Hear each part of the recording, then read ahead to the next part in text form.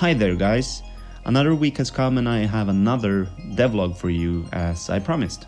This week I want to talk to you about the music and the equipment I use to create music for Aria Disconnect, where my co-developer and friend Reese Morgan will say hello and a word or two about stuff. But before all of this, I want to tell you that on Saturday, July the 24th, my game is going to be on Virtual Indie Games Expo, and the 24th is tomorrow, so on Saturday.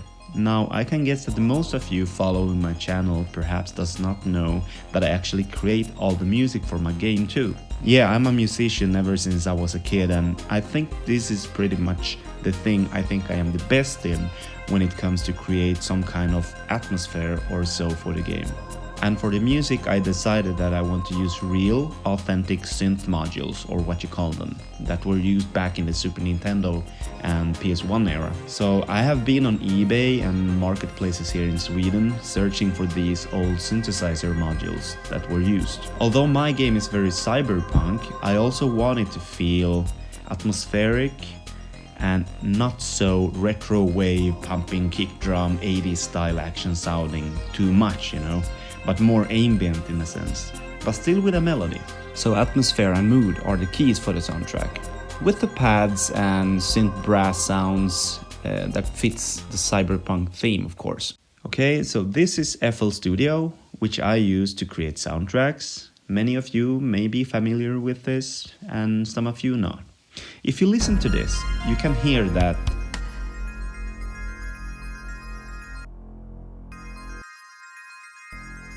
yeah, the sound of the instruments are very much alike as those from that era, right? I just love it. So to give you a quick rundown on my equipment, I have these on my table. I use this one very frequently. It is the first one I ever bought. It is a Roland SC or Sound Canvas 155, and it's the desktop version released 1992 actually, where the original Sound Canvas or SC55 was released the year prior to this one. And this has these mixer sliders that you can use to control either the volume, reverb and so on, but I don't use them at all. I only use the MIDI in, MIDI out, and then auxiliary to phono or so into my sound card to capture the notes I am playing through this device. And then there is more, like this Roland P55, which has the focus only in piano sounds. Then we have this one, which was quite popular back in the day, the EMU Systems Proteus 1XR from 1989, guys. XR stands for Extended RAM. Cool stuff.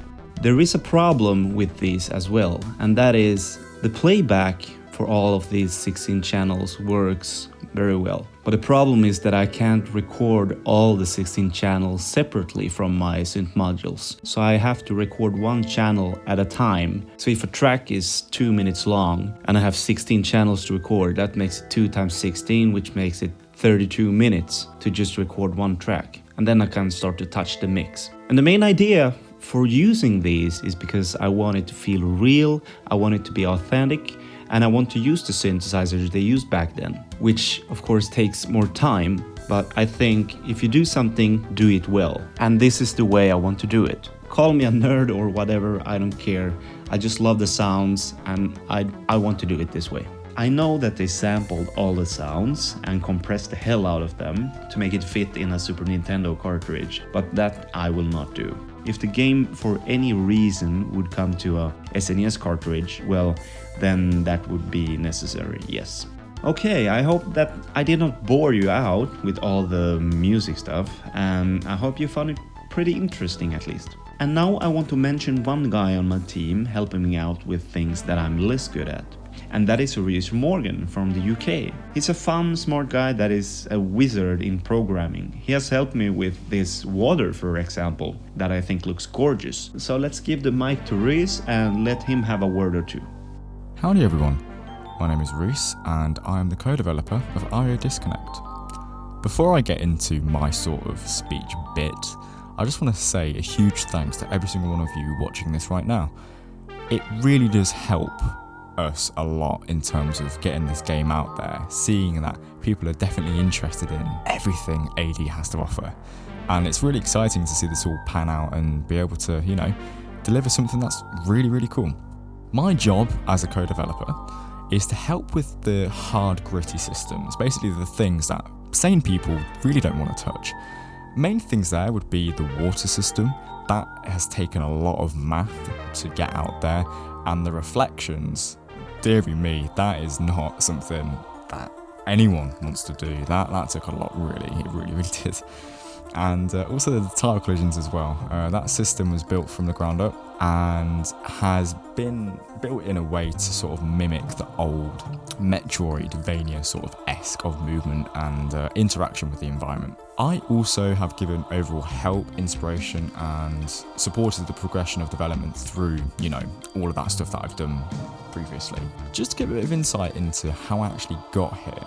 So I met Kimo when he's been working on this game for a few years, and we met through a game jam. We ended up coming into a team together, and we developed some really, really cool games together. And through that friendship was born. We stayed in contact. We tried to figure out, you know, what sort of things we do, what sort of things we love. And Kimo was like, "Hey, you wanna help build my game with me?" And I was like, "You know what? I'm happy to do that." And the reason why I wanted to be a part of AD, Aria Disconnect, was because I have an avid appreciation of retro games.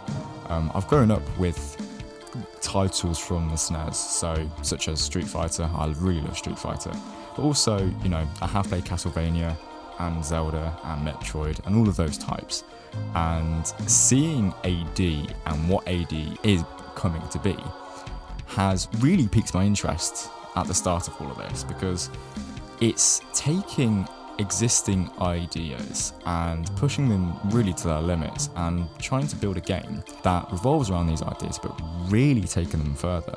There's a lot of unique parts to AD, and that's really interesting to me, and hopefully this is all portrayed to everyone that wants to play this game and get their hands on it, because I assure you that it is definitely something that you want to get your hands on. Me and Kimo are going to be working on some particular things together. We're going to try and push, hopefully next week, the action plan for the different Kickstarter tiers and get into sort of the sort of things that you will obtain. So there's going to be some really cool, you know, AD merch, Aria Disconnect merch, and as well as that, you are supporting the development of the game and helping us push it out further to you. But yep, that is it from me. Take care, friends. And also, Reese is the one doing the weird noise in the main boss soundtrack in the beginning. Fun stuff. Okay guys, this is all for this devlog. Be sure to go to my Kickstarter pre-launch page to follow the whole Kickstarter thing of Aria Disconnect. I really want this to happen, and I hope you do too. Okay, thanks Reese for being with us, and you guys have a nice day.